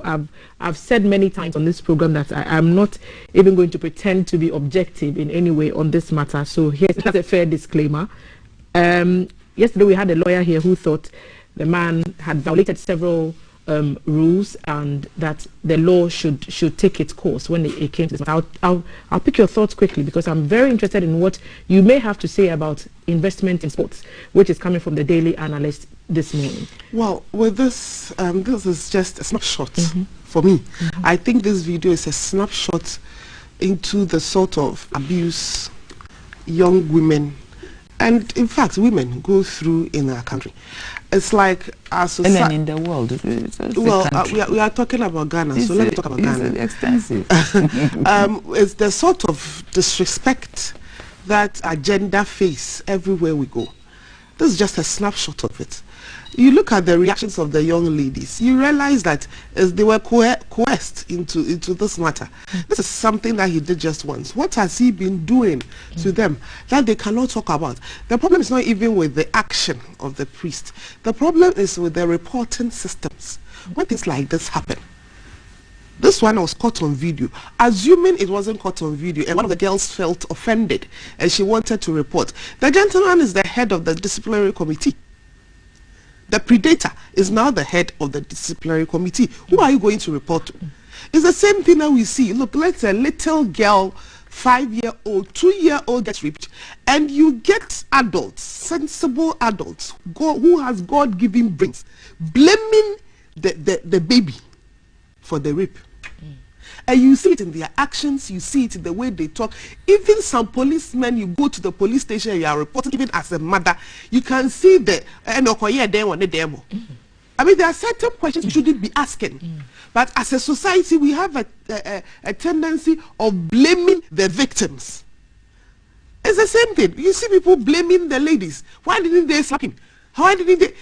Why are you blaming the ladies? You are not blaming the gentleman. What is his business as a lawyer, as a head of the whatever, as a priest? Yep.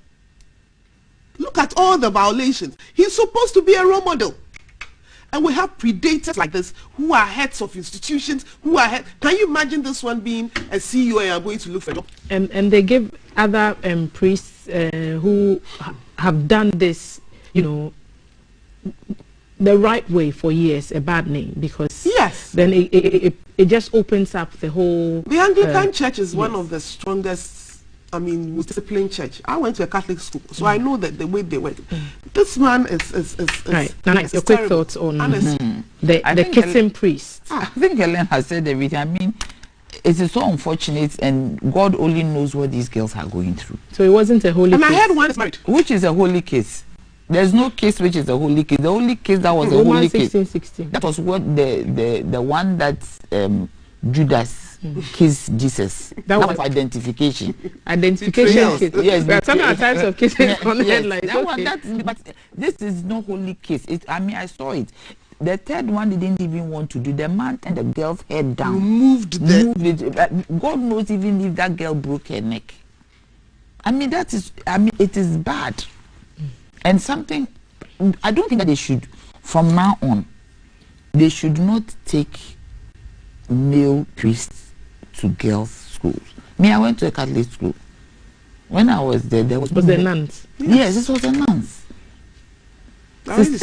I remember Sister Brida very well. I was a very stubborn girl, and I was always in Sister Brida's. But you see, there's an expectation of a man has morality when it comes to men in cassocks. Please, I so beg you. why shouldn't we? Because the girls obviously trust My that dear, they will expect a certain care. My dear, this is from not the man I that do has not been think violated. it is the first time this has happened, and other things I believe have happened. That's because the man was emboldened to do you know, it. he wasn't feeling shy. He didn't feel shy, and even when the girl was resisting. Don't get me wrong, I agree with all that you're saying. It's just that I heard one of the girls is married. Can you imagine?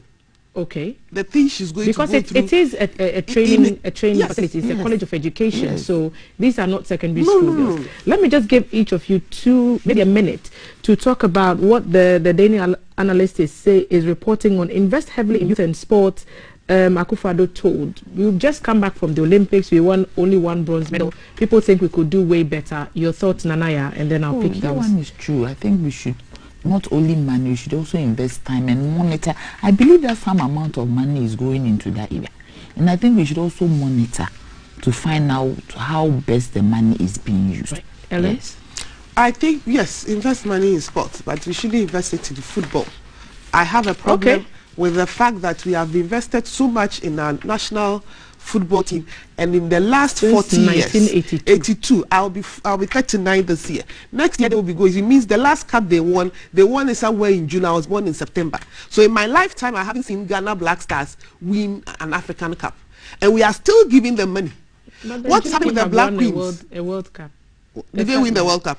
At their level, so it wasn't the Black Stars, but it was this. My dear, they haven't brought any trophy home in the last 39 years. And for me, I think we are putting too much money into the Black Stars. So look at the Olympics. Well. Why couldn't we invest in swimming? Why can't we even invest in... Look, there are so many games I saw that we even play here in Ghana. You can get people who are bigger than me to go judo and all those things. What's happening to all of them? And we invest just in one sport, football. And even in the football, it's just the male ones. And it's the females who are bringing us the trophies. Passionate submissions. of course, Hazaka's ladies won a major trophy. So why won't we give them some more? Now they are going them. for African Cup, whatever. Can you give them very big money that sometimes you cannot even find. They should go and shame some of us and bring the trophy. And let me celebrate my 40th birthday with their win. Okay, invite us to the party. I'm sure we'll be there. We are wearing similar colors today. Thank you so much, Ellen Amadeko, member NPP communications team. Nanaya Janto, General Secretary. My middle name. My middle name is Achimpim. Achimpim, please. Because I've said Ama, I have to say that. No. I mean, when you mention my name, Nanaya Janto, it's not complete. Okay. Add the rest. Yes, the middle name is Nanaya Achimpim Jantwa. Nanaya Achimpim Jantwa, General Secretary CPP. Thank you so much for joining us, ladies. Strong ladies I've had on the headlines this morning. And we will quickly be going to the Choco area again. And this is one of my favorite parts of Choco, Galilee Methodist Church. I know that place very well. Alan, you're there to keep an eye on what's happening there. Tell us what you're keeping your eye on at Galilee.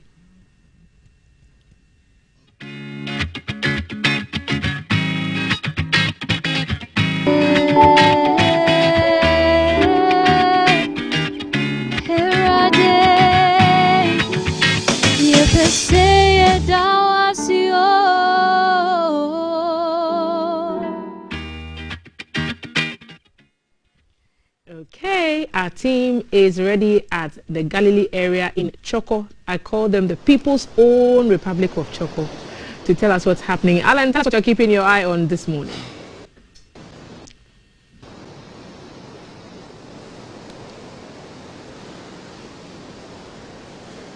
Oh, it's the beach. Okay. Should be interesting. Okay, we are still trying to... Good morning once again and welcome viewers. This is Keep an Eye, the only show on GTV Breakfast that brings you the issues in your neighborhood and in your communities, where we speak to people in authority and to bring you the kind of happiness you crave and the kind of life you want to live in your communities and in your neighborhoods. We are presently at the Choco landing site. You will recall that recently those at the Jamestown landing site were relocated towards the new waste treatment plant in order to rebuild the harbor for them. The shot behind me, as you can see, is a few fishermen who are landing and drawing their nets from the waters. Indeed, to the people who live close to it, and also to those of us who live a bit far from it, but then will come here to take in the breeze and also to release stress. The health benefits of the sea to us cannot be talked about in a minute. However, where I am currently is under a huge threat of health related issues. Especially in a pandemic, you'll expect that people understand not to incessantly get rid of their refuse or openly defecate. But that is exactly what happens around here. If you can see in the shots you're getting at the moment, refuse is incessantly disposed of here. And this, the fishermen tells me, is impacting negatively on their work, because the water comes to take the rubbish back into the seas. And when they draw their nets, they catch more rubbish than they catch fish. And this we find is really very difficult for them. And so a few of them have decided that they will take it upon themselves to make sure that refuse are not dumped here.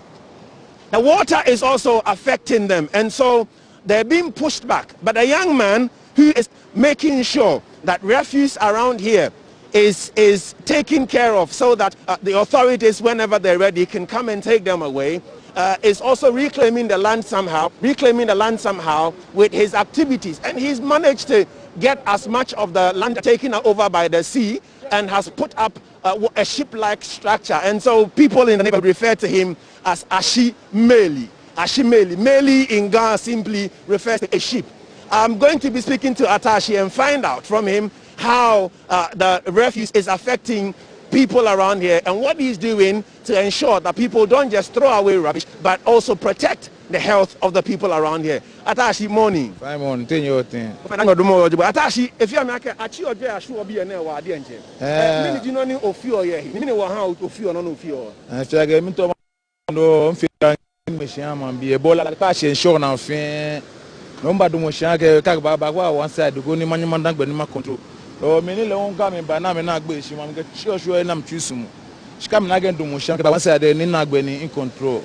Atashi, nekanu chimo na mo ke habu ni mine wo chu. If I mention get wale edu mo sha man bi na fe ni show na clear few no bi mo sha man bi nge kura bola na yana ga ba wansa ni ko no. Ale no eje meni lu bola aye go no awu amenyomo ani mo ko wu obonyomo. Fa da bi meni efi am fo ga ba cha hwe meni ye kunza ga won me le won so na fe tan ga me chi hwe ton ga meti. Keje no se hwe mini jiwa mo ni assembly e ke han but ake eni wo yo ne nye assemblyman ye bie eni enu twumoni ake kwa ake dwe na twi asho alo ma iba mo ke amewa jiamie ambanye amenshi mini jiwa mo na ekla ke han bo amete bogo ba yin na ka ne ba yin kra e bi ba sho na ba yin shojian na ba ko sho na ton ga shiga ti mo go ba yin yo Atashi danimang mo heni oya danimang mo heni oya mosmon ma bia ke heni odamo na ka ja ke wa mo ko aja he ko aba mini wa mo krede jino ne ba asmoni oni ni ache no bien wa won to say one containers e bien but na vina ke bola jian wo mi go ni show na na gbe ni fake crash bi na ke bola pan show na wa Atashi ora don ke wo le me ba peleke ina ka men gbla me ya ka ba peleke oba kwa ka amba ha bulu e kudani washing bo ya ni ma fata ke nu chumo ora don. Okay, I'm going to be speaking to the assemblyman of the place as well. His name is Honorable Theophilus Quay. Honorable Theophilus Quay is the assembly member in charge of this particular patch. I'm going to bring him on and have a word with him. Honorable, please join us.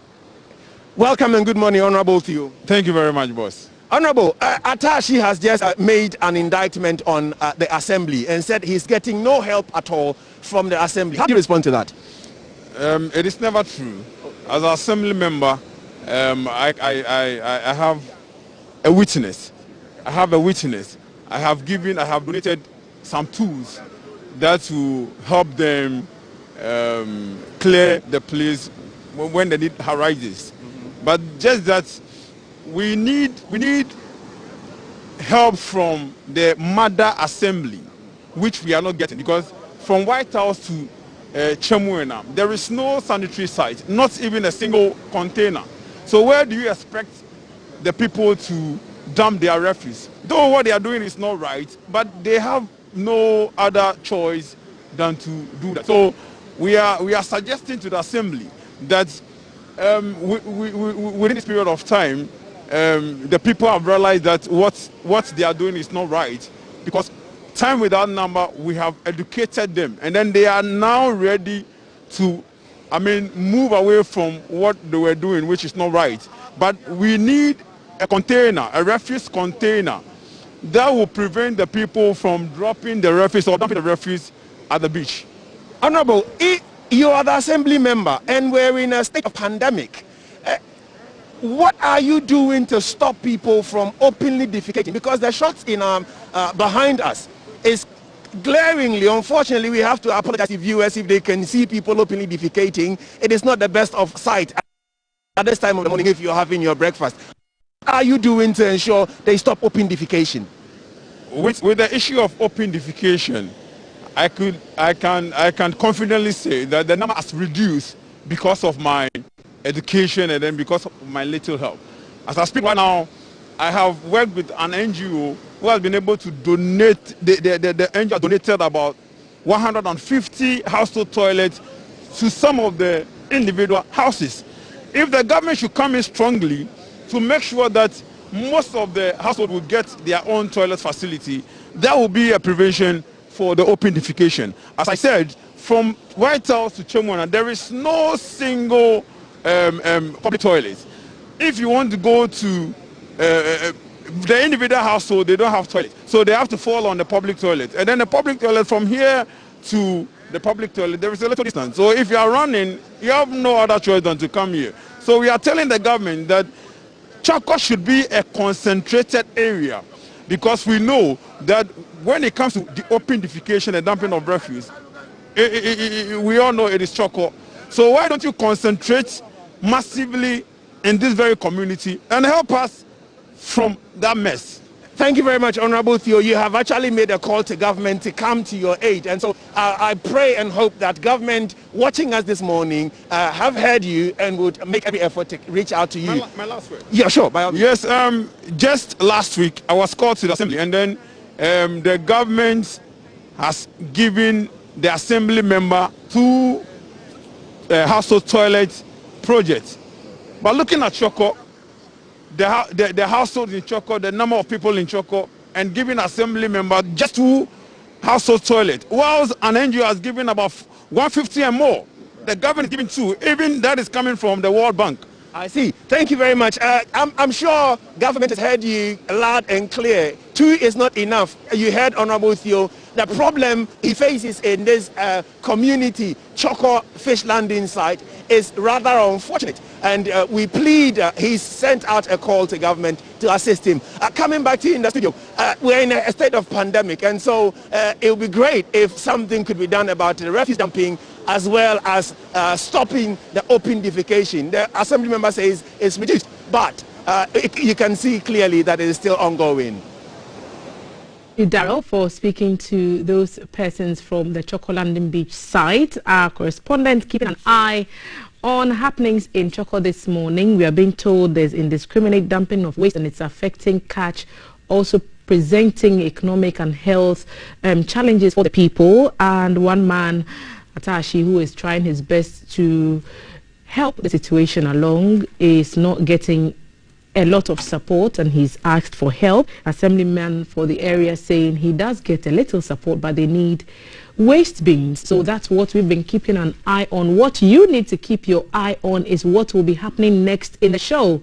We've asked you earlier on, what do you think about cohabitation? Do you think persons should consider more freely the option of staying together before they get married, or do you think it should not be encouraged? Send us your thoughts on social media and we will voice them out for you. We are here to do just that. Follow us on our social media handles. We are grateful to Awake Mineral Water, Adonko Next Level Energy Drink, and Shield Acrylic Paints for partnering us for this program. Thanks to Befitting for my outfit. Follow them on Instagram, Befitting by SFBG. Follow them on Instagram for such outfits. And of course, big birthday shout to the wife of the Vice President, Haja Samira Bawumia. Happy birthday from all of us at GBC. And in that spirit, let me just quickly say from Peggy Amadonko of GTV, going out to Apostle Patrick Aseyero, area head, the Church of Pentecost at Odoko.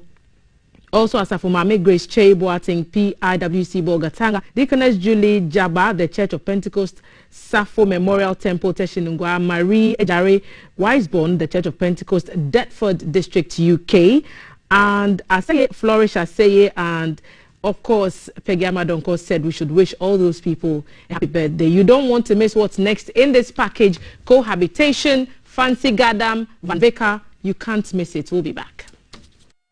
Live from GBC Studio 1, this is the Breakfast Show.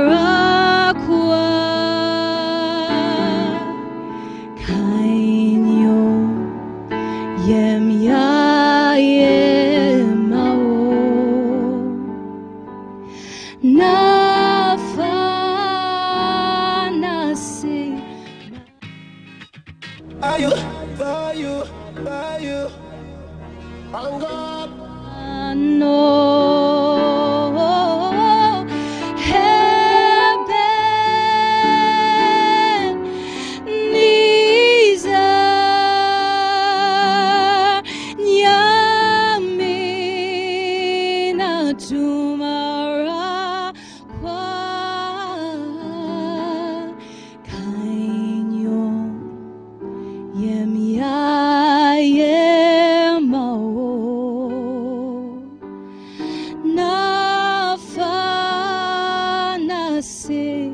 Mano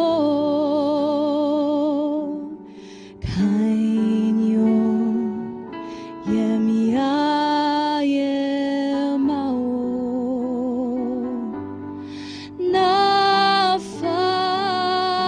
nafanasi mano.